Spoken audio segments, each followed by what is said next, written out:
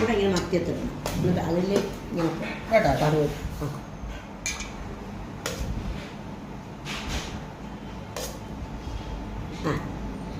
ഇന്നെൻ്റെ ചുറ്റുപാത്രത്തിൽ അത് അവിടോട്ട് കാണുമ്പോൾ ഇത് മരച്ചീനി. ഇനി ഇവിടെ ഒരു ശകലം വരുള്ളൂ. ഇത് നമ്മളെ 3-4 പേരുടെ ആണ് കേട്ടോ. നമ്മളിപ്പോൾ ഇങ്ങനെ കഴിക്കാൻ പോവുകയാണ്. ഓക്കെ, ഇനിയാണ് നമ്മളുടെ സ്പെഷ്യൽ വരുന്നത്. ഇവിടെ വയ്ക്ക് കണ്ണ്.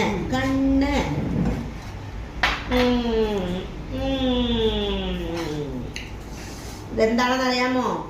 നമുക്ക് ചൂര തലക്കറി. ഇത് റെസിപ്പിയൊക്കെ കാണിച്ചിട്ടുണ്ടല്ലോ.